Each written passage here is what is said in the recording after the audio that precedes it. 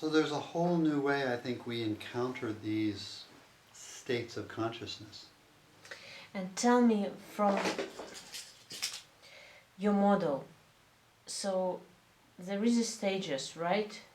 So this is the beginning and this is the involution till first stage. Mm-hmm. And then evolution is back, Mm-hmm. and then involution return. again. And where is the finishing point? Like, if we will take this Zen story with 10 pictures, So the it's the beginning and this is the end. Right. So the end point, in a way, is where we began, but now we've integrated the end point and the beginning point. They've come together. So we are back as a fully embodied human being, but Mhm. knowing that our essential nature. But here, like, if we will take, what is the correct word for these pictures? Well, if we look at the ox herding pictures, which those ox. are very representative, Right. in the beginning we're searching for the truth. Right. We're confused, we're confounded. Mm-hmm. And then slowly we catch a glimpse, Mm-hmm. and then we really begin to embody the truth, Mm-hmm. and then we transcend the truth. Mm-hmm. Then there's the return, in a way, in the ox herding pictures at the very top, after having transcended everything, we come back into the marketplace, but now with that understanding that we embody into our life.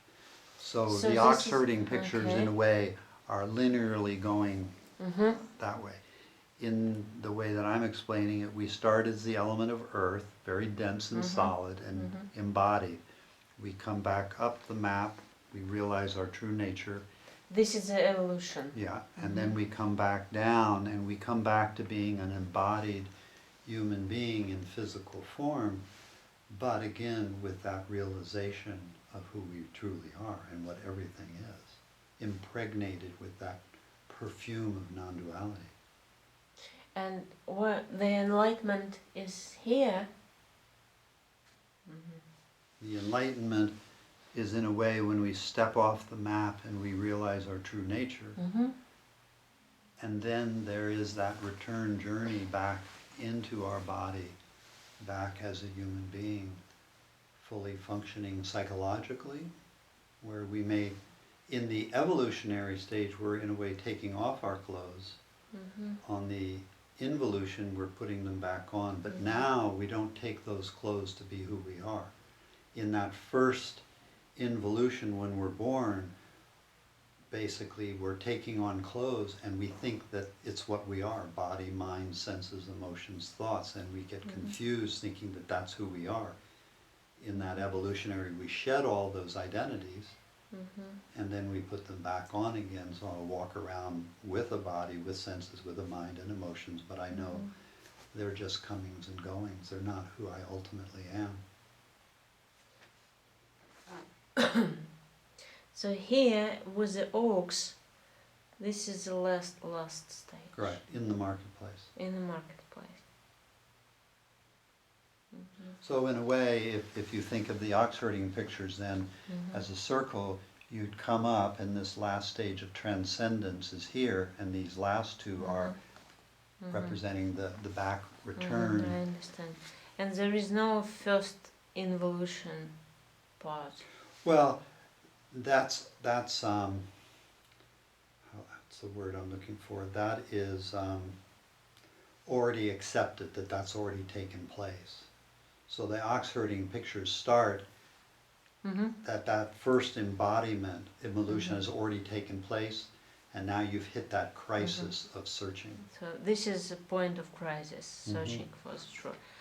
And I was thinking that you are corresponding like these stages to this. Correct. lineage, In a right? way, it's a map. It works in some ways and it doesn't work in others. What I'm trying to do is show people different maps that describe the same thing, some pictorially, some more philosophical, some more practical and pragmatic. Just different ways of trying to appeal to each person's intellect and how they might conceptualize it. Yeah, but it's not in a way like you told me now. It's not will really correspond. Not truly, no. Not true. But if we, in a way, because when we're searching for truth, we're embodied as a physical entity. And as we really begin to search for the truth and we feel into the body, something about it starts not to feel as solid as we once took it. That opens us up into the water element, the energy body. As we liberate that, we encounter all of our emotions, the more fiery element, and we realize that I'm not, and we peel that away. Then our thoughts, we peel that away. Then our joy, then we peel that away. And that brings us to a new understanding where we might say, oh, I get a glimpse of the truth. Second glimpse.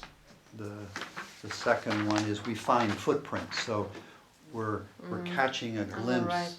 Footprints. And then as we begin to go up and we transcend the senses, we catch a deeper glimpse as we transcend the mind and a humkar, the sense of I-ness. We have a first glimpse that there's something here beyond ourself.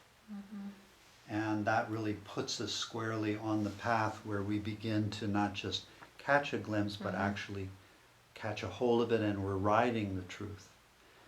Then we come to this point where we transform from being a witness to being witnessing, and there's a deeper letting go of a sense of self where we realize I'm not a subject, I'm not an object, I'm not a noun, I'm a verb, I'm a process, I'm an activity, where the sense of self begins to fall away.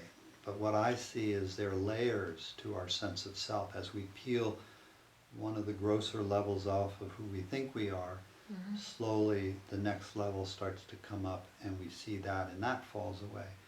So in the map of the ox herding pictures, we're ascending at the level of what's called the kanchukas, these sheaths. There's a deeper penetration into our being, and all of a sudden we open up to a landscape where there's just a quality of being, and we can feel that resonance everywhere. But as we abide as being, we realize that too is a functioning, something we're experiencing in a vaster awareness. So up here, we're up in the land of awareness. This one. Up here in formlessness, emptiness, awareness. But there's still a subtlety of form, a formless form and an empty fullness. And up in this very top region, just the subtle whisper of self-awareness drops away, and we become absorbed, I would say, in our essential nature, where the I completely dissolves.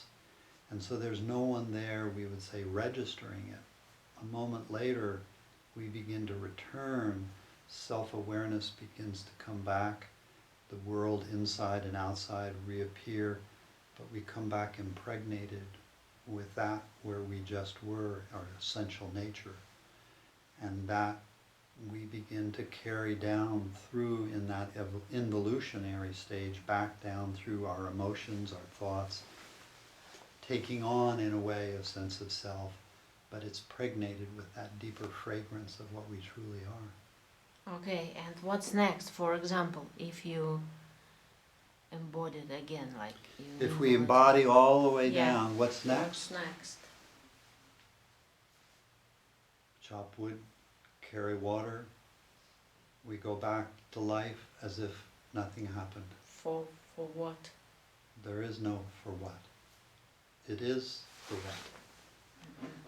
There is no why to it. It is just the what is. But now there's no suffering. There's life and the difficulties that it brings, but there's no refusing or difficultyness about it. But isn't it if you have your body back, your body can suffer? There's a difference. The body can have pain and discomfort. Suffering comes when we refuse the pain or the discomfort.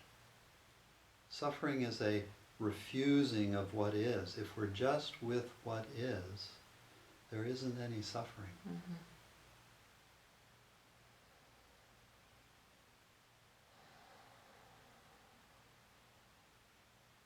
Buddha was said to have said on his enlightenment when he was asked, Mm-hmm.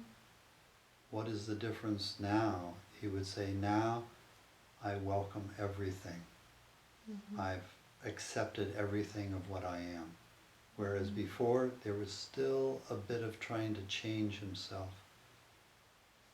Mm-hmm.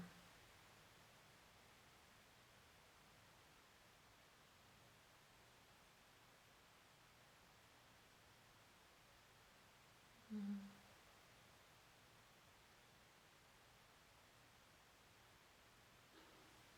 You know, a lot of what I do with people is helping them to stop trying to fix or change themselves and just welcome themselves just as they are, which leads to radical transformation. Isn't it changing also? How do you mean? Isn't it changing? I mean that welcoming who you are, isn't it a change? The who we are is constantly changing. The welcoming is what we are. I mean changing the position from changing myself to welcoming. Yeah, there's a change in perspective.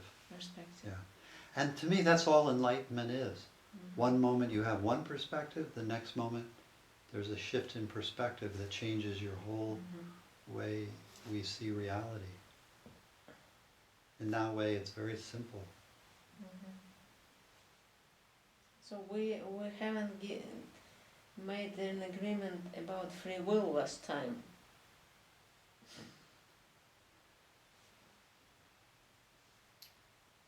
I would say it this way. There's tremendous willfulness, but there's nobody who's willing. Who will get an enlightenment? Nobody. What for are you teaching people? I would say I'm sharing an insight. What for? It feels right. To whom? It just feels right. See if this is so for yourself. You're going about your day and you start to go, say, to the left a little bit. But something doesn't feel right. So you come back and maybe you go a little bit to the left and that doesn't feel right. And so you come back and all of a sudden you say, oh, this feels right.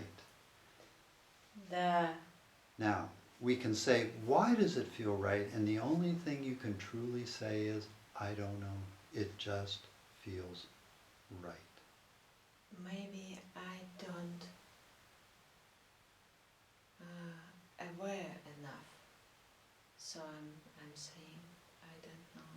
So if anything, I'm teaching practices that make people more and more sensitively aware so they can feel those subtle movements. Like for instance, if somebody asks something of you and you tell a little bit of a lie, you know you're telling a lie. Something in you doesn't feel right. Isn't it my choice to tell a lie? How about this?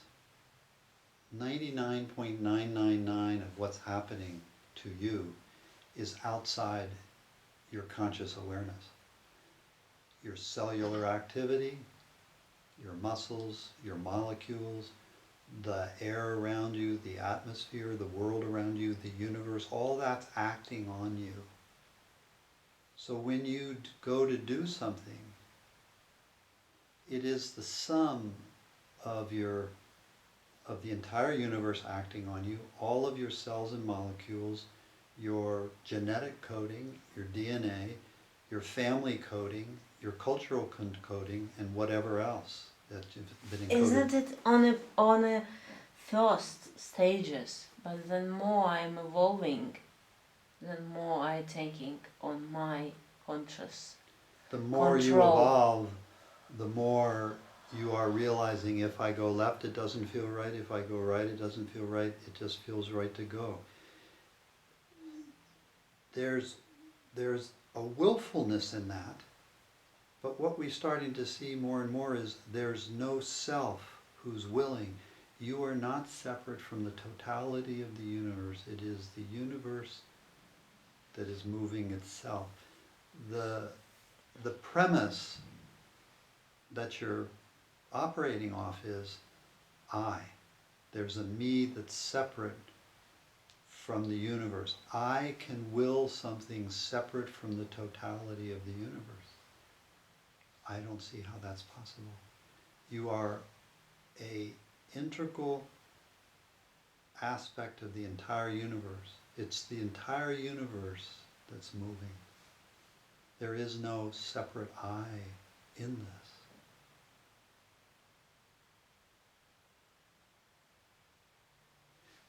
You are radically out of control. Why?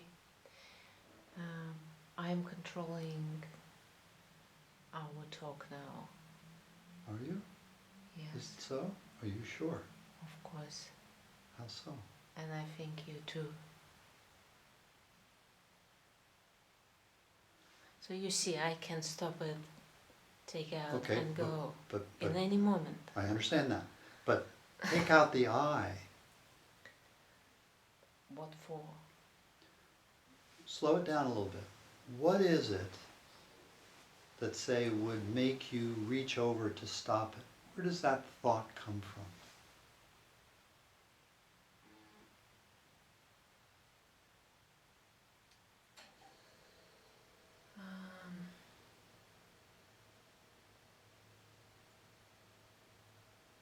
Could be different sources.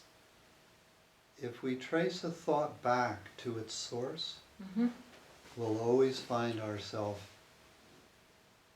in the vast emptiness of being. Okay, even though, still, for example, I feel tired and the thought may come from the body like tiredness, right? But still, I think there is an I who will decide, will I follow or will I not? But if I put you into an MRI machine Okay.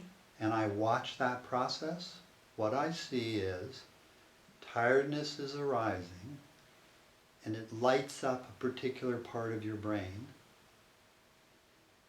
that engages a particular response that's handed off to another part of your brain that initiates a response in your body, and your muscles begin to engage, and after all of that has been set in action, 300 to 500 milliseconds later, another part of your brain fires off and says, I'm tired.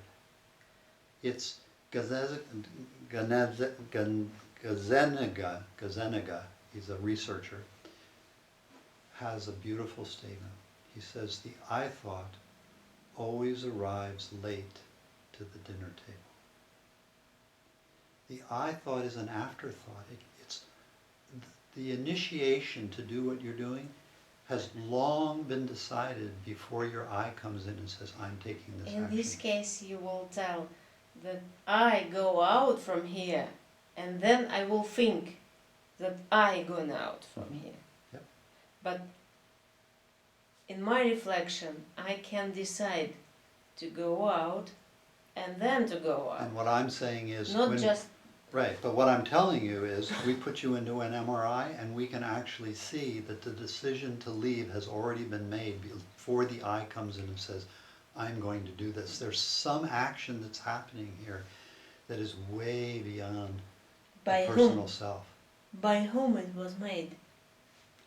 I would say the totality of the universe.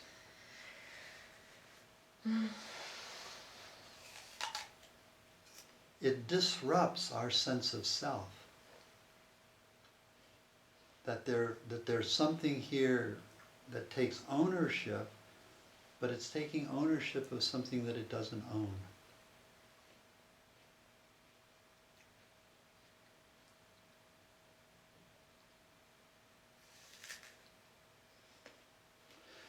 the thing that happens is as we realize we're not in control, a deep relaxation starts in. And in a way we're surrendering, there's a surrender that happens to the moment, and we realize the moment and the response are intimately connected, and the I thought, the sense of self, is just a thought. There's no substantive reality to it. What is reality?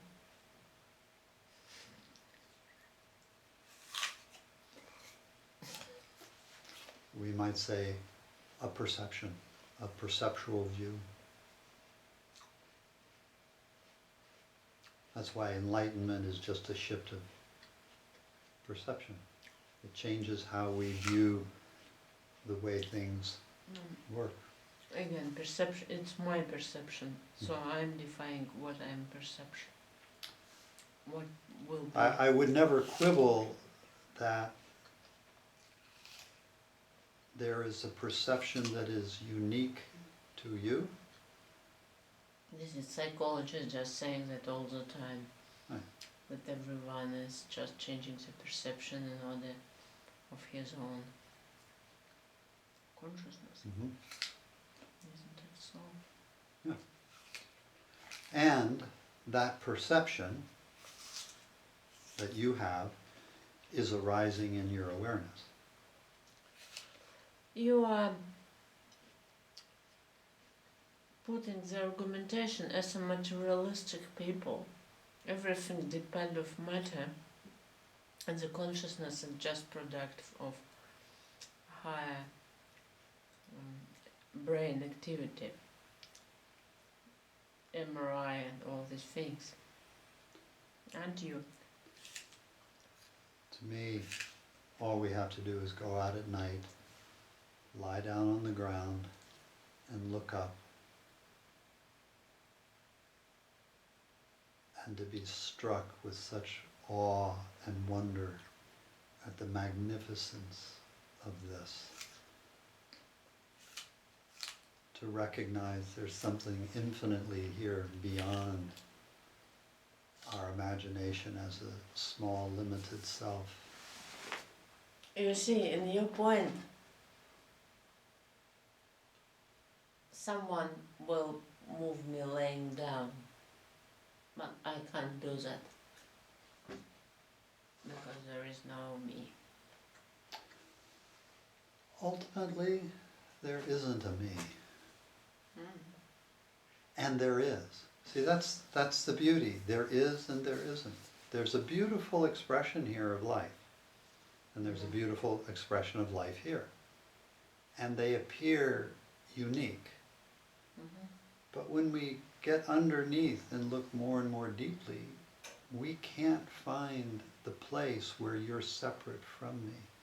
There is a unified field, we might say here, an entanglement that belies separation. I agree with that, but I'm not sure that you should take out from the free will. I think the free will is not destroy the wholeness. I have no quibble to say there is the appearance of free will. But when we get underneath it and we begin to really pick it apart, we see that the thought we have or the action that we're engaging, and we really trace it back, we see that it comes out of a mysteriousness. It undoes all the notions of free will when we realize the complexity that is acting on us in any given moment that gives rise to a particular action. The I is taking ownership of something that's way beyond it. At the personal level, I have no quibble to say, sure, you have the appearance of free will. I just see when we get way down deep into it, the whole notion of free will begins to drop away. There's a willfulness, but we can't find a willer unless you want to take ownership of the entire universe. Then I have no quibble. Now you have free will as the totality of the universe. But the moment you come down to an individual, that's a But different if story. you are enlightened, you should have free will No, absolutely as a not. totality of universe. In that sense, there's a surrendering to the underlying mystery.